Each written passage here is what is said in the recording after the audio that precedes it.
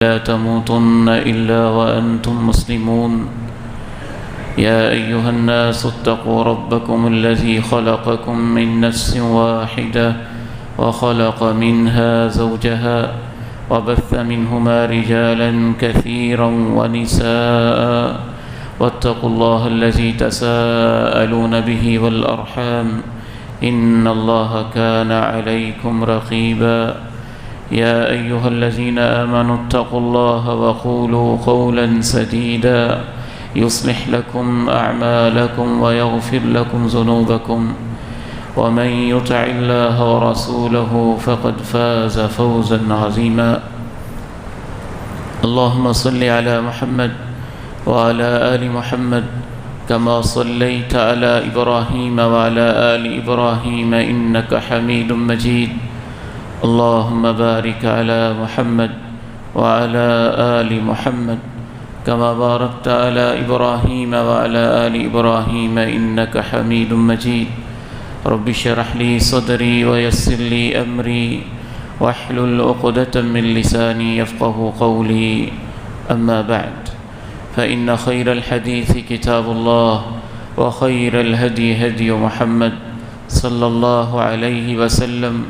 وشر الأمور محدثاتها وكل محدثة بدعة وكل بدعة ضلالة وكل ضلالة في النار أعوذ بالله السميع العليم من الشيطان الرجيم من همزه ونفخه ونفثه بسم الله الرحمن الرحيم إن عدة الشهور عند الله 12 شهرا يوم خلق السماوات والأرض منها 4 حرم فلا تظلموا فيهن أنفسكم وقال عز من قائل سبحانه وتعالى اليوم أكملت لكم دينكم وأتممت عليكم نعمتي ورضيت لكم الإسلام دينا بلا شبہ اللہ کے نزدیک جس دن سے اس نے آسمانوں اور زمین کو پیدا کیا ہے مہینوں کی تعداد 12 ہی رہی ہے، ان میں سے 4 زیادہ قابل احترام ہیں، لہٰذا ان میں بالخصوص اپنی جانوں پہ ظلم نہ کیا کرو۔ محرم الحرام اللہ کے فضل اور اس کے انعام سے شروع ہو چکا ہے۔ محرم ان مہینوں میں سے ہے جن کو اللہ تعالیٰ نے کچھ خاص امتیازات کے ساتھ نوازا ہے۔ اس مہینے کی سب سے پہلی فضیلت یہی ہے، یہ مہینہ حرمت والا مہینہ ہے، اور حرمت والے جتنے بھی مہینے ہیں چاروں کے چار ہی رسول اللہ صلی اللہ علیہ وسلم نے حجۃ الوداع کے موقع پہ تمام صحابہ سے خطاب کرتے ہوئے ارشاد فرمایا تھا کہ لوگوں، آج اس وقت کے مطابق دن اور مہینے ہو چکے ہیں جیسے اس دن تھے جس دن اللہ تعالیٰ نے آسمان و زمین کو پیدا کیا تھا۔ پھر آپ نے اسی خطبہ میں ارشاد فرمایا کہ 4 مہینے حرمت والے ہیں، اور ان کے نام لے کے آپ نے بتا دیا 3 متتالیات، ان میں سے 3 اکٹھے ہی آتے ہیں۔ ایک محرم کا مہینہ، ایک اس سے پچھلا مہینہ ذوالحج جس میں حج کیا جاتا ہے، اور ایک اس سے پچھلا مہینہ ذوالقعدہ، اور چوتھا آپ نے ارشاد فرمایا رجب و مضر، رجب کا مہینہ۔ تو پہلی خصوصیت اس مہینے کی یہ ہے کہ حرمت والے مہینوں میں سے ہے، اور حرمت والے مہینے میں یہ مفہوم پایا جاتا ہے کہ نیکی تو عام دنوں میں بھی اللہ کو پیاری لگتی ہے، لیکن حرمت والے مہینے میں نیکیاں اللہ کو زیادہ پیاری لگتی ہیں۔ گناہ عام دنوں میں بھی برا ہوتا ہے، لیکن حرمت والے مہینے میں گناہ اللہ کو زیادہ برا لگتا ہے۔ ہم یہ نہیں کہہ سکتے کہ نیکی کے ثواب میں اتنا اضافہ ہو جاتا ہے، یہ بھی نہیں کہہ سکتے گناہ کی سزا میں کوئی اتنا اضافہ ہو جاتا ہے، کیونکہ قرآن و سنت میں اس کی وضاحت نہیں آئی، لیکن اتنا ہم ضرور کہتے ہیں کہ عام دنوں کی بنسبت حرمت والے مہینے کی نیکی اللہ کو زیادہ پیاری لگتی ہے، اور عام دنوں کی بنسبت حرمت والے مہینے کے اندر کیا ہوا گناہ اللہ کو زیادہ برا لگتا ہے۔ اور اس کی دلیل خود قرآن مجید کے اندر موجود ہے۔ اللہ تعالیٰ نے ارشاد فرمایا ان عدت الشہور عند اللہ 12 شہرا، اللہ کے نزدیک مہینوں کی تعداد 12 ہی ہے جب سے اس نے آسمان و زمین کو پیدا کیا ہے، اور یہ اللہ کا احسان ہے کہ اللہ نے بتا دیا کہ مہینوں کی تعداد 12 ہے۔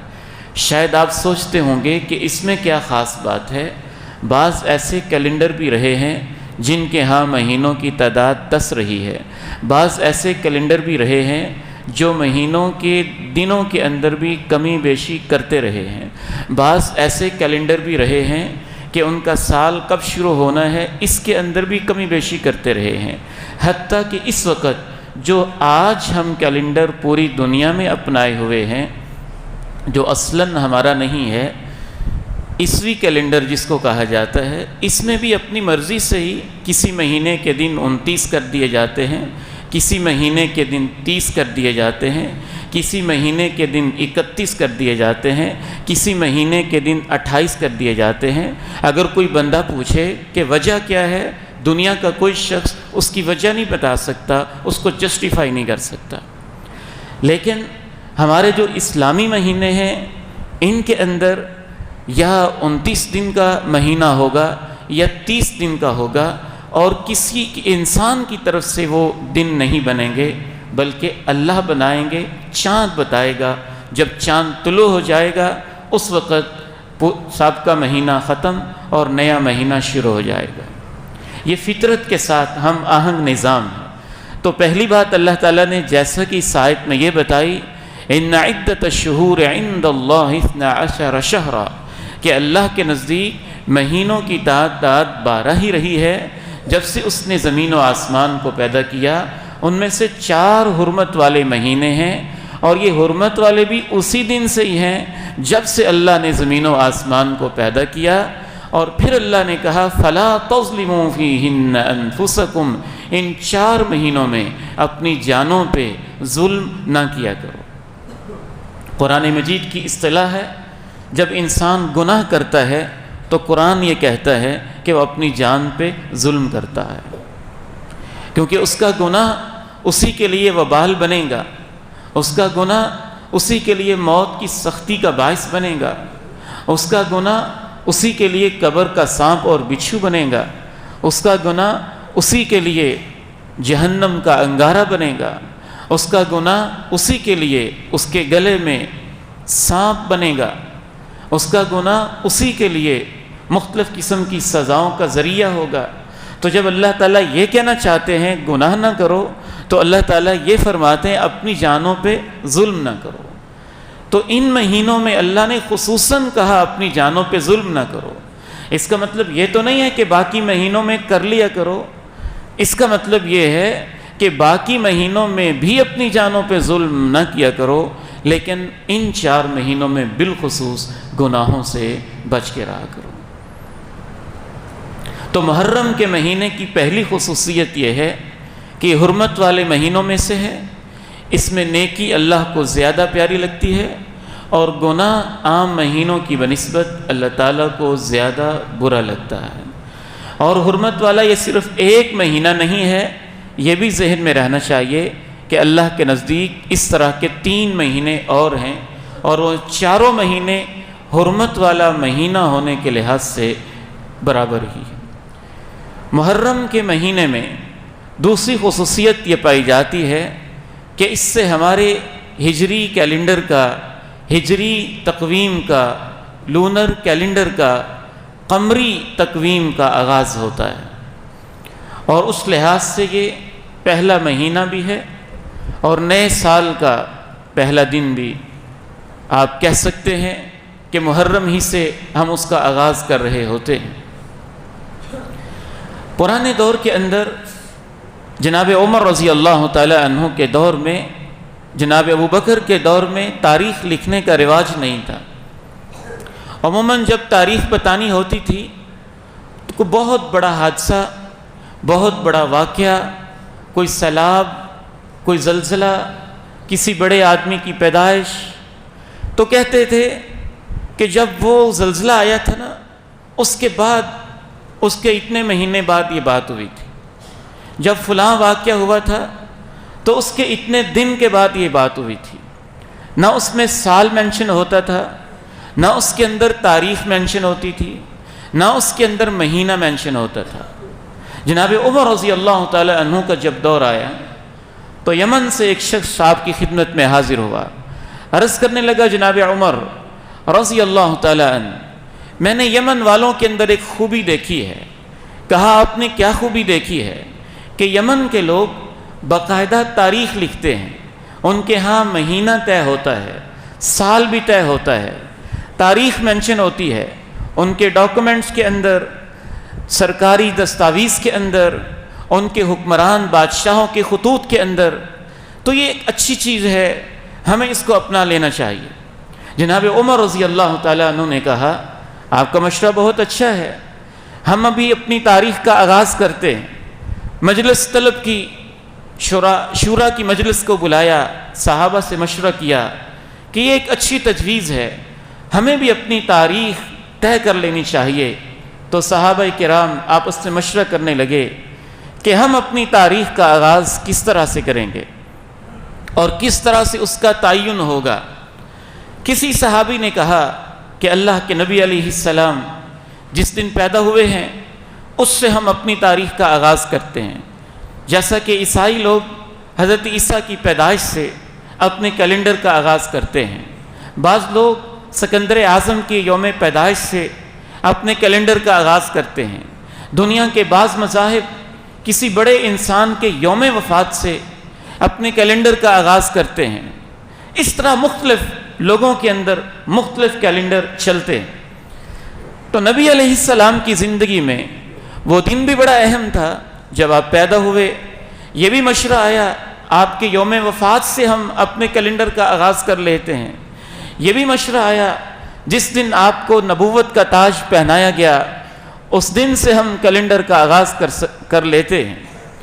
بعض صحابہ نے مشورہ دیا جس دن اللہ نے آپ کی زندگی میں یہ نعمت رکھی کہ دار شرک سے آپ کو نجات ملی، مکہ مکرمہ کے ظلم سے آپ کو نجات ملی، اور آپ نے مکہ کو چھوڑ کے مدینہ کی طرف ہجرت کی اور اس کی بنیاد پہ اسلام کا غلبہ شروع ہوا، اسلام کی ریاست بنی، مسجد قباء کی بنیاد رکھی گئی۔ قرآن میں اشارہ بھی ہے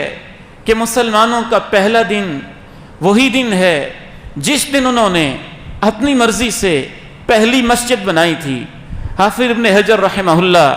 فتح الباری میں لکھتے ہیں کہ صحابہ کی بصیرت کو سلام ہے کہ انہوں نے قرآن میں غور کیا ہوگا۔ جناب عمر تو ویسے ہی ملہم تھے اور اللہ ان کے دل میں بات ڈال دیتا تھا، قرآن مجید کی گہرائیوں سے بڑے واقف تھے، اور قرآن نے ایک اشارہ کیا ہوا ہے، لَمَسْجِدٌ أُسِّسَ عَلَى التَّقْوَى مِنْ أَوَّلِ يَوْمٍ أَحَقُّ أَن تَقُومَ فِيهِ رِجَالٌ يُحِبُّونَ أَن يَتَطَهَّرُوا۔ وہ مسجد پہلے ہی دن سے جس کی بنیاد تقوی پہ رکھی گئی ہے۔ بعض اہل علم نے کہا کہ پہلے ہی دن سے اشارہ ہے کہ تمہاری تاریخ کا، غلبے کا، اسلام کا اور اسلامی مرکز کا یہ پہلا دن جو تمہاری تاریخ کا شروع ہو رہا ہے۔ تو جب یہ مشورہ دیا گیا کہ اللہ کے نبی علیہ السلام نے جب مکہ سے ہجرت کی، مدینہ کی طرف تشریف لائے، تو آپ کے ہجرت کے حوالے سے ہم اپنے کیلنڈر کا آغاز کرتے ہیں۔ جناب عمر رضی اللہ تعالی عنہ نے اس کو فائنل کر دیا۔ پھر یہ مشورہ ہوا کہ سب سے پہلا مہینہ کون سا رکھا جائے، اور آپ یہ یاد رکھیے کہ اس وقت جو ہم جنوری، فروری، مارچ، اپریل، مئی، جون، جولائی، یہ والا جو کیلنڈر ہے اس کے اندر تاریخ یہ بتاتی ہے وہ ایام بھی گزرے ہیں جب یہ سال مارچ سے شروع ہوتا تھا وہ ایام بھی گزرے ہیں، جب یہ سال کرسمس سے شروع ہوتا تھا وہ ایام بھی گزرے ہیں، جب یہ کیلنڈر ستمبر سے شروع ہوتا تھا، چلتے چلاتے بھی انہوں نے جنوری کے اوپر اتفاق کیا۔ تو اسلامی کیلنڈر کی یہ خصوصیت رہی کہ جب یہ مشورہ ہونے لگا تو کسی نے کہا رمضان کے مہینے کو پہلا مہینہ بناتے ہیں، اس میں روزہ رکھا جاتا ہے۔ کسی نے کہا ذوالحج کے مہینے کو پہلا مہینہ بناتے ہیں، اس میں حج کیا جاتا ہے۔ کسی نے کہا رجب کے مہینے کو پہلا مہینہ بناتے ہیں، وہ حرمت والا تقدس والا مہینہ ہے۔ کسی نے کیا مشورہ دیا، کسی نے کیا مشورہ دیا، بالآخر اتفاق اس پہ ہوا کہ اللہ کی عبادت سے، حج جیسے عمل سے، جیسے انسان گناہوں سے پاک ہو کے اپنے گھروں کی طرف واپس لوٹتے ہیں، حج سے فارغ ہو کے بیت اللہ کی زیارت کر کے جیسے ان کی نئی پیدائش ہوئی ہو، گناہوں سے پاک ہو گئے ہوں، وہ محرم کے مہینے میں واپس لوٹتے ہیں، تو ہم اپنی اسلامی تاریخ کا پہلا مہینہ محرم کو بنا لیتے ہیں۔ اس سے جناب عمر رضی اللہ تعالیٰ عنہ نے اتفاق کیا اور اسلامی تاریخ کا آغاز ہجرت سے ہوا اور پہلا مہینہ مشورے کے ساتھ محرم کو مقرر کر دیا گیا۔ تو محرم کی دوسری خصوصیت یہ بھی ہے کہ اس سے ہمارے نئے سال کا آغاز ہوتا ہے، اسلامی سال کا آغاز ہوتا ہے، قمری کیلنڈر کا آغاز ہوتا ہے جو چاند کے ساتھ، فطرت کے ساتھ وابستہ ہے۔ انگریزی کیلنڈر میں پتہ نہیں چلتا نیا دن کب شروع ہوا، پرانا دن کب ختم ہوا، رات کے 12 بجے تک کون جاگے، گھڑی کے اوپر کون دیکھے کہ اب 12 بجنے والے ہیں۔ لیکن ہمارے کیلنڈر کی یہ خصوصیت ہے، کوئی صحرا میں رہتا ہے، کوئی شہر میں رہتا ہے، کوئی جنگل میں رہتا ہے یا دریا میں رہتا ہے، جزیرے میں رہتا ہے یا سمندر کے کسی ٹیلے پہ رہتا ہے، شہر میں رہتا ہے یا گاؤں میں رہتا ہے، گھڑی ہے یا نہیں ہے، سورج غروب ہو گیا، نیا دن شروع ہو گیا، چاند نظر آنا شروع ہو گیا، اگلی تاریخ شروع ہو گئی۔ اور پھر چاند کو دیکھ کر بھی اندازہ لگایا جا سکتا ہے، بالکل باریک سا ہے تو پہلی تاریخ ہے، تھوڑا اور موٹا ہوا ہے تو 2 تاریخ ہے، تھوڑا اور بڑا ہو گیا ہے تو 3 تاریخ ہے، جوبن پہ آ گیا ہے 14 تاریخ ہے، پھر گھٹنا شروع ہو گیا ہے تو 15 تاریخیں ہیں۔ اللہ رب العزت نے اس کیلنڈر کے اندر جو اللہ نے ہمیں دیا ہے، جس کو آج ہم بھولے ہوئے ہیں، بہت ساری خصوصیات رکھی۔ اس لحاظ سے 1447 ہجری یہ سال شروع ہو چکا ہے اور محرم کا مہینہ ہے۔ یہ اس کے اندر دوسری خصوصیت پائی جاتی ہے۔ تیسری خصوصیت اس کے اندر یہ بھی پائی جاتی ہے کہ یہ جو محرم کا مہینہ ہے، اس کے اندر اللہ رب العزت نے ایک ایسی تاریخ رقم کی ہے کہ جس کو اللہ نے خود محفوظ کیا۔ قرآن کے اندر 1 درجن سے بھی زیادہ مرتبہ اس کا تذکرہ کیا، اللہ کے نبی علیہ السلام نے بھی اس کو اپنایا، اور وہ ایسی تاریخ ہے جس سے انسان مایوسیوں سے نکلتا ہے، اندھیروں سے نکلتا ہے، روشنی کی طرف آتا ہے، ظلم سے نکلتا ہے، عدل شروع ہوتا ہے، اندھیرے سے نکلتا ہے، سویرا شروع ہوتا ہے، نا امیدی ختم ہوتی ہے، امید کی کرن نظر آنے لگتی ہے اور امید پھوٹنے لگتی ہے۔ اور وہ کہ جب بنی اسرائیل مایوس ہو چکے تھے کہ فرعون جیسا وہ بادشاہ، فرعون جیسا وہ ظالم شخص جس نے ہزاروں بچوں کو قتل کر دیا، اور نہریں اس کے ماتحت ہیں، دریا اس کے ماتحت ہیں، زمینیں اس کے ماتحت ہیں، انسان اس کے ماتحت ہیں، غلامی کی زنجیریں اور طوق اتنے گہرے ہو چکے ہیں کہ بنی اسرائیل اتنے مایوس ہو چکے ہیں، پیغمبر کے آنے کے بعد بھی کہتے ہیں اوذینا من قبل ان تأتینا، موسیٰ تیرے آنے کا کیا فائدہ، جب تو نہیں آیا تھا تب بھی ہمارے اوپر ظلم ہوتے تھے، تو آ گیا ہے اب بھی ہمارے اوپر ظلم ہوتے ہیں، حتیٰ کہ ظالم یہاں تک کہہ دیتے ہیں تو نے تو ہمیں پھنسا دیا ہے، یہ دیکھیں پیچھے فرعون کی فوجیں جو ہمیں معاف نہیں کرے گا اور ابھی پکڑ لے گا، پتہ نہیں ہمارا کیا حشر ہوگا، اور آگے سمندر ہے اور اس کی لہریں ہمارا انتظار کر رہی ہیں اور اس کے اندر ہم ڈوب جائیں گے۔ تو جناب موسیٰ علیہ السلام نے کہا تھا کلا ہرگز نہیں. چھوڑ دو یہ سوچیں، یہ مایوسیاں، یہ غلامیاں، غلامیوں کے توق اور یہ غلامانہ ذہن کہ پتہ نہیں اب ہمیں کبھی نجات نہیں ملے گی اور سدا ہم ایسے ہی رہیں گے. چھوڑ دو یہ سوچ. ان معی ربی سیہدین، میرے ساتھ میرا رب ہے نا، مجھے وہ راستے دکھائے گا. جب کوئی راستہ نہیں ہوگا تو وہ راستے بنائے گا. ظلم کی چکی میں پستے ہوئوں کو وہ نجات دے گا. امید کی کرنیں وہ روشن کرے گا، منور کرے گا. ایک دفعہ جناب موسیٰ یہ کہہ رہے ہیں اور ساتھ ہی اپنے عصا کو سمندر کی لہروں پہ مارتے ہیں، تھم جاتا ہے. 12 راستے بن جاتے ہیں. ان شاہراہوں پہ چل کے وہ ظلم سے نجات پا لیتے ہیں. اور ظلم سے نجات پانے کے بعد جب فرعون اور اس کے لشکر یہ دیکھتے ہیں کہ راستے بن گئے، ہم بھی ان کا تعاقب کر کے ان مظلوموں کو پکڑ کے دوبارہ ان کو غلام بناتے ہیں، تو اللہ ان کو ڈبو کے رکھ دیتا ہے اور ان کی سلطنت کو دریا کے اندر ہمیشہ کے لیے غرق کر دیتا ہے اور اس کے غرور کو خاکستر کر دیتا ہے اور اس کی سریے کی طرح اڑی ہوئی اٹھی ہوئی گردن کو مروڑ کے رکھ دیتا ہے، حتیٰ کہ آخری دم وہ یہ کہنے پہ مجبور ہو جاتا ہے آمنت برب موسیٰ و ہارون. رب تو وہ ہے جو موسیٰ اور ہارون کا رب ہے، جس نے موسیٰ اور ہارون کے لیے سمندر کو، دریا کو تھام کے ان کے لیے راستے بنائے ہیں. رب تو وہ ہے. اے اللہ آج میں بھی تجھے مان گیا ہوں. اور اس کو جواب دیا جاتا ہے آنا، نہیں اب ماننے کا وقت نہیں ہے، اب تو تیری پکڑ اور تیری سزا کا وقت ہے. تو یہ جب واقعہ ہوا، یہ محرم کا مہینہ تھا اور محرم کی 10 تاریخ تھی. یہ واقعہ یہودیوں کو بڑا یاد تھا اور مدینہ منورہ میں اس کے شکرانے کے طور پہ محرم کی 10 تاریخ کو وہ روزہ رکھا کرتے تھے. رسول اللہ صلی اللہ علیہ وسلم جب مدینہ تشریف لائے، آپ کو پتہ چلا کہ یہودی 10 محرم کو بڑا عظیم دن سمجھتے ہیں. تو آپ نے پوچھا کہ تم اسے عظیم دن کیوں سمجھتے ہو؟ انہوں نے کہا ہم اسے عظیم دن اس لیے سمجھتے ہیں کہ اس دن کے اندر ہمیں فرعون کے ظلم و ستم سے نجات ملی تھی. اللہ نے موسیٰ کو نجات دی تھی، فرعون کو غرق کیا تھا. ظلم کی ایک کہانی ختم ہوئی تھی، ظلم کی ایک داستان اختتام پذیر ہوئی تھی. ظلم کے اندھیرے چھٹے تھے اور آزادی کی کرن، آزادی کا سورج اور آزادی کے ماحول کے اندر ہم نے آنکھ کھولی تھی. ہمیں فرعون کے ظلم سے نجات مل کے ہم آزاد قوم بنے تھے. تو اس کی یاد میں ہم اس دن میں اللہ کا شکر ادا کرتے ہوئے روزہ رکھتے ہیں. مسلمان کا دل کتنا وسیع ہوتا ہے اور اس کا ظرف کیسا ہوتا ہے، مسلمان کا تصور کیا ہوتا ہے، پیغمبرانہ سوچ میں وسعت کیا ہوتی ہے. آپ نے فرمایا نحن احق بموسیٰ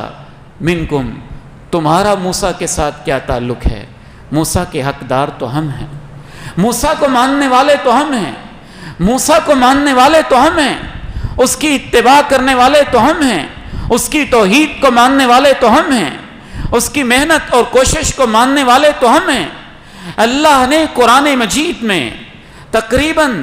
1 درجن سے بھی زیادہ دفعہ سب سے زیادہ جو واقعہ بیان کیا ہے وہ جناب موسیٰ اور اس ظالم فرعون کے واقعے کو بیان کیا ہے. اور اہل علم مفسرین لکھتے ہیں کہ اس کے بیان کرنے کی وجہ یہ ہے کہ اللہ تعالیٰ مکہ کے ظالموں کو یہ بتانا چاہتے تھے کہ تمہارے پاس آج حکومت ہے، تمہارے پاس آج سرداری ہے، تو یہ نہ سمجھنا کہ ہمیشہ رہے گی. فرعون تم سے بڑا سردار تھا اور فرعون تم سے بڑھ کے بادشاہ تھا، اس کے اختیارات تم سے زیادہ تھے. تم جیسے میرے پیغمبر اور ساتھیوں پہ ظلم کر رہے ہو، وہ بنی اسرائیل پہ اس سے زیادہ ظلم کرتا تھا، لیکن اس کی حکومت جیسے ڈوبی اور اس کی سلطنت کا سورج جیسے غروب ہوا اور جیسے اللہ نے بنی اسرائیل کو اس کے محلات، اس کے ڈیرے، اس کی بادشاہت اور ساری زمینوں کا وارث اللہ نے کسی اور کو بنا دیا. کم ترکوا من جنات وعیون وزروع ومقام کریم ونعمت كانوا فيها فاكهين. کذالک وَأَوْرَثْنَاهَا قَوْمًا آخَرِينَ، ان کے سب ڈیرے دھرے کے دھرے رہ گئے، تفریحی مقامات ویسے کے ویسے رہ گئے، لہلہاتے ہوئے باغ اور کھیت کھلیان یوں خوبصورت ویسے کے ویسے رہ گئے، اور چشم زدن کے اندر سب کچھ تباہ ہو گیا۔ مکہ کے لوگوں، اپنی سرداری کے اوپر غرور نہ کرو، میرے اس پیغمبر کو مان لو، اس پہ ایمان لے آؤ، کہیں تمہاری سلطنت، تمہاری حکومت، تمہاری سرداری کا وہی انجام نہ ہو جائے۔ لیکن وہ نہ مانے، پھر وہ انجام ہوا، اور جب ابو جہل میدان کے اندر یوں اس کو گرا دیا گیا اور اسی کی بکریاں چرانے والے غلام اس کے سینے پہ چڑھ کے بیٹھے، تو اللہ کے پیغمبر نے یہ یاد دلایا تھا جیسے وہ وقت کا فرعون تھا، ابو جہل میرے دور کا فرعون تھا، فرعون هذه الامہ، یہ اس امت کا فرعون تھا۔ اس کو اللہ نے دریا میں ڈبو دیا، اور اس کے اوپر اللہ نے اس کے غلاموں کو سینے پہ بٹھا دیا، اور انہوں نے اس کی گردن کو تن سے جدا کر دیا۔ تو محرم کا مہینہ اس آزادی کی یاد دلاتا ہے، اور انسانوں کو، مسلمانوں کا جب یہ نیا سال شروع ہوتا ہے تو اس میں امید ہوتی ہے،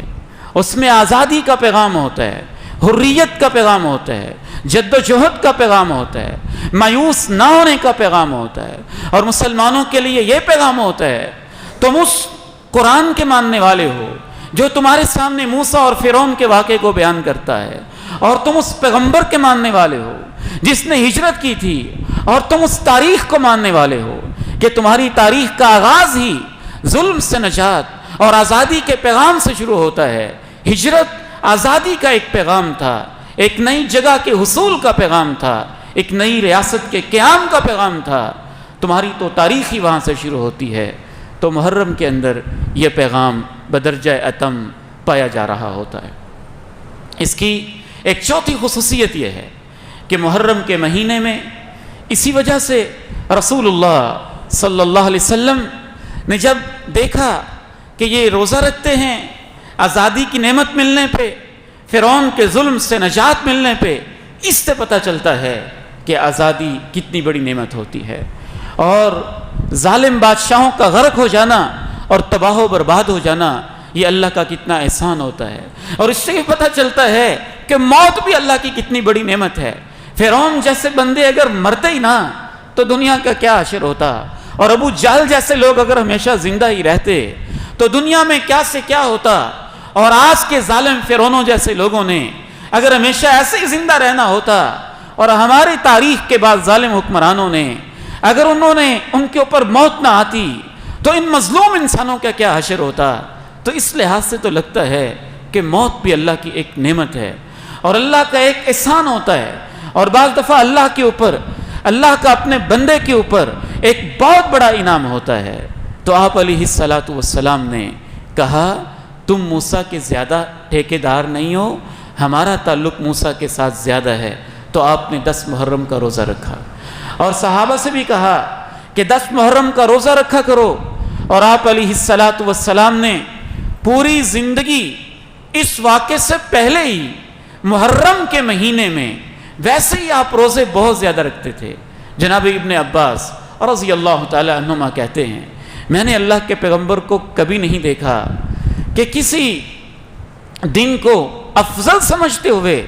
اس کے روزے کی تلاش میں رہتے ہوں جس طرح سے آپ 10 محرم کے روزے کی تلاش کیا کرتے تھے۔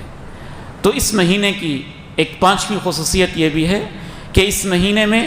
10 محرم کا ایک عظیم دن ہے، اور اس دن کے اندر روزہ رکھنا اللہ کے نبی علیہ الصلاۃ والسلام کی سنت ہے،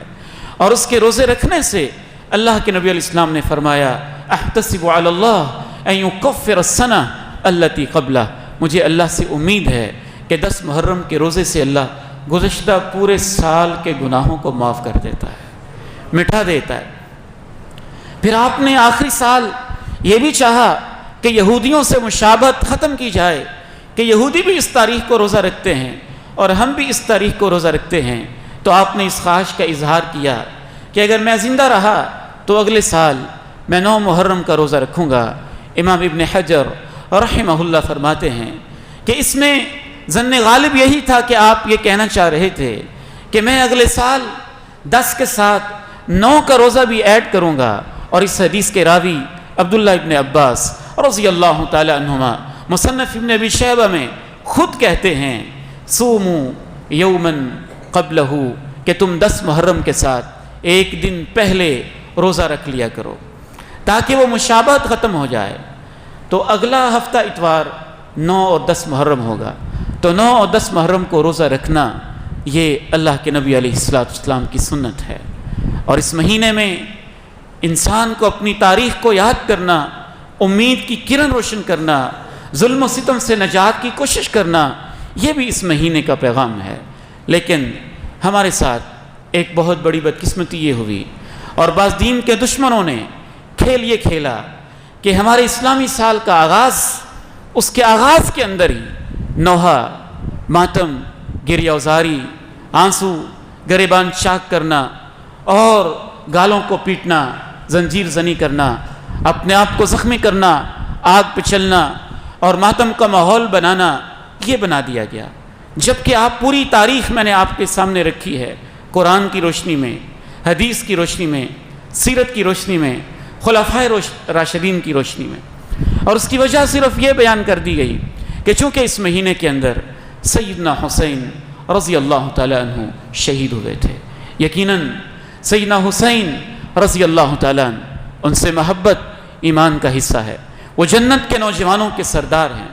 وہ اہل بیت کے ایک عظیم فرد ہیں. جو ان سے محبت نہیں کرتا ہے اس کے اندر منافقت پائی جاتی ہے، جو ان سے بغض رکھتا ہے اس کے اندر تو کفر کی نشانی پائی جاتی ہے. ان سے محبت ہمارے ایمان کا حصہ ہے، لیکن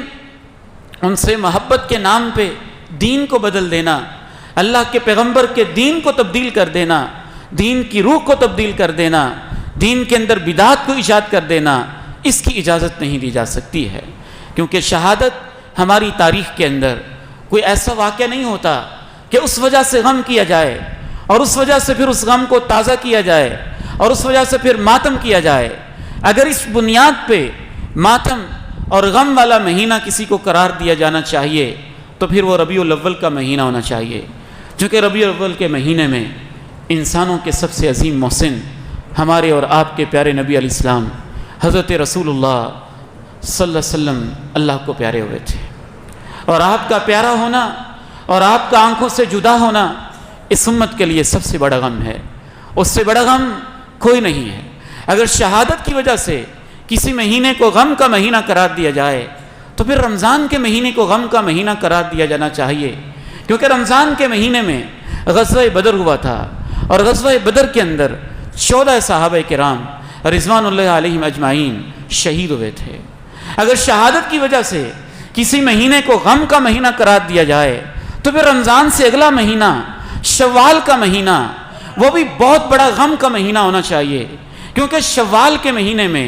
غزوہ احد ہوا تھا اور غزوہ احد کے اندر 70 صحابہ شہید ہوئے تھے. اور 70 صحابہ جو شہید ہوئے تھے وہ اتنے بڑی بڑی ہستیاں تھیں کہ ان میں اللہ کے نبی علیہ السلام کے چچا بھی تھے، سیدنا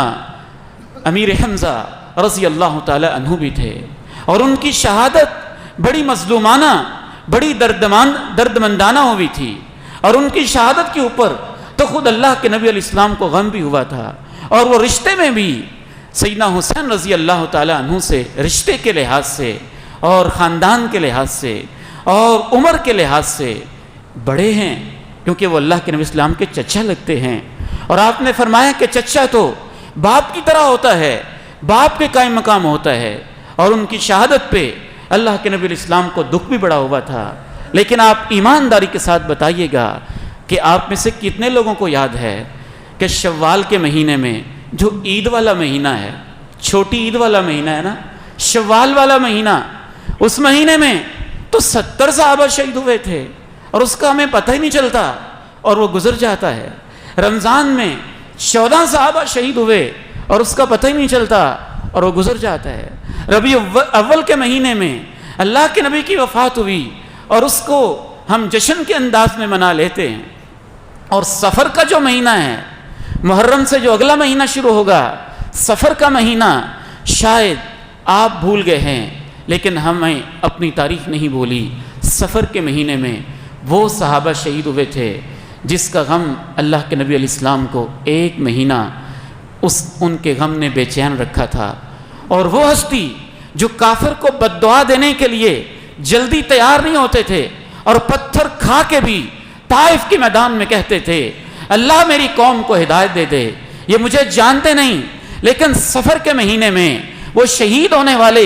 اللہ کے نبی کو اتنے پیارے لگتے تھے کہ جب وہ 70 صحابہ شہید ہوئے تھے تو آپ نے 1 مہینہ مسلسل نماز فجر کے اندر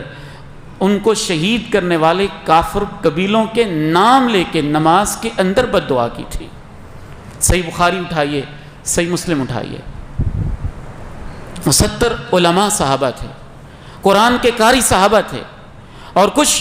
برادریوں کے لوگ آئے کہ ہم نے اسلام قبول کر لیا ہے، ان کو ہمارے ساتھ بھیج دیں، یہ علماء ہیں، قرآن کے قاری ہیں، ہمیں دین سکھائیں گے۔ وہ منافق اور کافر تھے، اللہ کے پیغمبر تو چونکہ غیب نہیں جانتے تھے، اگر جانتے ہوتے تو الزام آتا اللہ کے پیغمبر پہ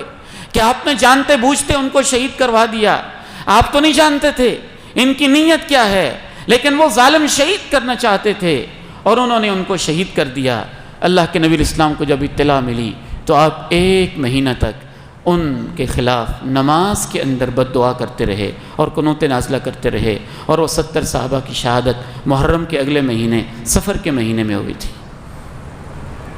تو اس لیے اس مہینے میں اس کو یقیناً جیسے تمام صحابہ کرام کی شہادت کا آپ کو غم ہے، اگر آپ نے رمضان کے مہینے کو غم کا مہینہ نہیں بنایا تو اس کا یہ مطلب ہے کہ آپ کو 14 صحابہ کی شہادت کا غم نہیں، آپ نے شوال کے مہینے کو غم کا مہینہ نہیں بنایا تو اس کا یہ مطلب ہے کہ احد کے 70 شہداء اور اللہ کے پیغمبر کے چچا امیر حمزہ کی شہادت کا آپ کو غم نہیں، آپ نے سفر کے مہینے کو غم کا مہینہ نہیں بنایا تو اس کا یہ مطلب ہے کہ آپ کو 70 قرہ اور علماء صحابہ کی شہادت کا غم نہیں، آپ نے ربیع الاول کے مہینے کو غم کا مہینہ نہیں بنایا تو کیا اس کا یہ مطلب ہے کہ آپ کو اللہ کے پیغمبر کی وفات کا غم نہیں؟ ہم ایسی قوم ہیں کہ غموں کو سوگ نہیں بناتے، غموں کو ماتم نہیں بناتے۔ ہمارا تو ہر دن شہادت کا دن ہے، ہر مہینہ شہادت کا مہینہ ہے۔ اکتوبر سے لے کے آج چونکہ عیسوی کیلنڈر چلتا ہے، اکتوبر سے لے کے 2 سال بیتنے کو ہیں، ہم نے تو ان سالوں میں 60,000 شہداء کی لاشیں غزہ کے اندر اٹھائی ہیں، تو کیا پھر سارے مہینوں کو غم کا مہینہ ہی بنا دیں اور غزہ کی یاد میں پورے سال کو سوگ کا سال ہی بنا دیں؟ اور کیا اگر نہیں بنائے گا تو یہ کہا جائے گا کہ تمہیں شہدائے غزہ کا غم ہی نہیں ہے، کہ تم ان کا سوگ نہیں مناتے ہو؟ بلکہ رسول اللہ صلی اللہ علیہ وسلم نے اس شخص کو جو غموں کو تازہ کرتا ہے، ابھارتا ہے، جینے نہیں دیتا ہے، زنجیر زنی کرتا ہے، ماتم کرتا ہے، گریبان کو چاک کرتا ہے، اپنے ہی یوں رخساروں کو پیٹتا ہے شدت غم کے اندر، آپ نے فرمایا لیس منا من لطم الخدود وشق الجیوب ودعا بدعوى الجاہلیہ، جو شخص غم میں آ کے اپنے ہی رخساروں کو پیٹتا ہے اور اپنے ہی کپڑوں کو گریبان کو چاک کرتا ہے، اس کا میرے ساتھ کوئی تعلق نہیں ہے، میری امت کے ساتھ کوئی تعلق نہیں ہے۔ پھر اس بنیاد پہ اس مہینے میں باقی جو بدعات ایجاد ہو گئی ہیں ہمیں ان سے بھی بچنا ہے، اور اس مہینے کو ویسے گزارنا ہے جیسے اللہ کے پیارے نبی علیہ السلام نے گزارا تھا، اور وہ ہے کہ نیکیاں زیادہ سے زیادہ کی جائیں، گناہوں سے بچا جائے، روزے زیادہ سے زیادہ اس مہینے میں رکھے جائیں، اور خصوصاً 9 محرم اور 10 محرم کا روزہ رکھا جائے۔ اور بالخصوص میں آخری پیغام یہ بھی دینا چاہوں گا، ایسی محفلیں، ایسی مجلسیں، ایسی باتیں جہاں ابوبکر صدیق، عمر فاروق، عثمان غنی جیسے صحابہ کو گالیاں دی جاتی ہوں، ان کے قریب سے بھی گزرنا، ان مجلسوں میں شریک ہونا، ایسے لوگوں کے ساتھ دوستی اور ان کا اپنا سمجھنا اور ان کے قریب بیٹھنا، میں سمجھتا ہوں کہ یہ اپنے ایمان کو بیچنے والی بات ہے اور اپنے ایمان کا سودا کرنے والی بات ہے۔ اس لیے ہمیں اس مہینے میں بالخصوص وہی کرنا چاہیے جو اللہ کے نبی علیہ السلام نے کیا تھا۔ اللہ تعالیٰ سے دعا ہے اللہ تعالیٰ ہمیں دین کو صحیح معنی میں سمجھنے کی توفیق نصیب فرمائے۔ وآخر دعوانا الحمد للہ رب العالمین۔